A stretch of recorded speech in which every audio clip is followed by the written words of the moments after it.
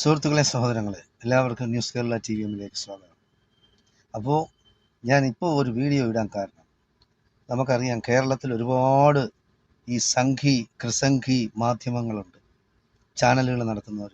കൂടുതലും കേരളത്തിലെ ചാനലുകൾ കൂടുതലും കർമ്മ, തത്വമയി, പിന്നെ Marunadan Malayali, news Kerala 18, new India live, അങ്ങനെ കുറേ എണ്ണമുണ്ട്. അവന്മാരെല്ലാം സംഘിത്തരവും കൃസംഘിത്തരവുമാണ് പറയുന്നത്. അതായത് ഇസ്ലാമിനെതിരാണ്, മുസ്ലിം രാജ്യങ്ങൾക്കെതിരാണ്, മുസ്ലിം ജനങ്ങൾക്കെതിരാണ്. ഇല്ലാത്തതും പൊല്ലാത്തതുമായ കഥകൾ എല്ലാ ദിവസവും മെനഞ്ഞുണ്ടാക്കുകയാണ്. നമ്മൾ കണ്ടതാണ് നാസിക്കിലെ പ്രശ്നം. നാസിക്കിൽ ടാറ്റ കൺസൾട്ടൻസി സർവീസസ്, ആ സർവീസസ് എന്ന് പറയുന്ന ആ IT സ്ഥാപനം, അതിൽ പിന്നെ HR എൻ്റെ മേധാവി എന്ന് പറയുന്നത് ഒരു സാന ഖാന എന്ന ഒരു സ്ത്രീയാണെന്ന് പറഞ്ഞ ഒരു മുസ്ലിം സ്ത്രീയാണ്.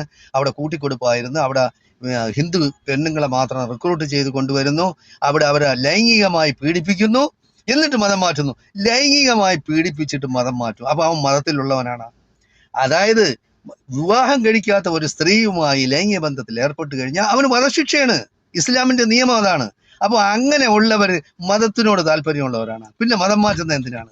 പിന്നെ ഹിന്ദു ദൈവങ്ങളെ പരിഹസിക്കുന്നു, നിർബന്ധിതമായി മതം മാറ്റുന്നു, മതചടങ്ങുകൾ ചെയ്യാൻ നിർബന്ധിച്ച് ബീഫ് കഴിപ്പിക്കുന്നു. എന്താ ഇത്? വെള്ളരിക്കപ്പെടണോ? അത് മാത്രമല്ല, മഹാരാഷ്ട്ര എന്ന് പറയുന്ന BJP ഭരിക്കുന്ന സംസ്ഥാനമാണ്. കേന്ദ്രം ഭരിക്കുന്ന BJP ആണ്. ഇങ്ങനെയുള്ള തെണ്ടിത്തരവും പറയാൻ ഇതെന്താ വെള്ളരിക്കപ്പെടണമാണ്? നമ്മൾ വിശ്വസിക്കാനും കൊള്ളാവുന്ന രീതിയിൽ കള്ളം പറയണ്ടേ? എന്തായാലും ശരി, ഇതെല്ലാം ചീറ്റിപ്പോയി. മാനേജ്മെന്റ് പ്രസ്ഥാനം ഇറങ്ങി. ഇത് മുസ്ലിമിന്റെ സ്ഥാപനമല്ല ടാറ്റ കൺസൾട്ടൻസി എന്ന് പറയുന്നത്. അപ്പോൾ അതിൻ്റെ HR എന്ന് പറയുന്നത്, അതിൻ്റെ മേധാവി എന്ന് പറയുന്നത് ഒരു ഹിന്ദു സമുദായത്തിൽപ്പെട്ട ആളുമാണ്. അപ്പോൾ ഇല്ലാത്ത കഥകളുണ്ടാക്കി നാട്ടിൽ കലാപം അഴിച്ചിടുക, വർഗീയ വിദ്വേഷം പരത്തുക, ഇതാണ് ഇവിടെയുള്ള ചെറ്റത്തരം കാണിക്കുന്ന ഇവരുടെയൊക്കെ ജോലി.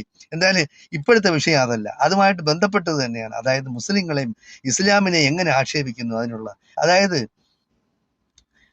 കലിപ്പിലാണ് മറുനാടൻ മലയാളി. എന്തിനാണ്? ഇറാനെ എന്തുകൊണ്ട് തീർക്കുന്നില്ല അമേരിക്ക? അണുബോംബ് വർഷിക്കണം, ഇറാനെ തീർക്കണം.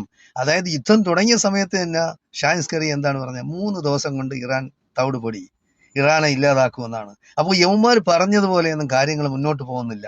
അതായത് ഇറാൻ എന്ന് പറയുന്ന ഒരു ചെറിയ രാജ്യം ലോകത്തിലെ വൻ ശക്തിയായ അമേരിക്കയായിട്ട് ഏറ്റുമുട്ടിക്കുക ഇന്ന് എത്ര ദിവസമായി? ഫെബ്രുവരി 28-ാം തീയതി തുടങ്ങിയ യുദ്ധം ഇന്ന് എത്ര ദിവസമായി? ഇന്ന് 19. അതായത് 30, 31, 49, 50 ദിവസമാവുകയാണ്. ഇതുവരെ ഒന്നും ചെയ്യാൻ കഴിഞ്ഞിട്ടില്ല. അപ്പോൾ ഇനി എങ്ങനെയെങ്കിലും ഇറാന് ന്യൂക്ലിയർ ബോംബ് വർഷിച്ച് തീർക്കണമെന്നാണ് ഇവന്റെയൊക്കെ ആഗ്രഹം.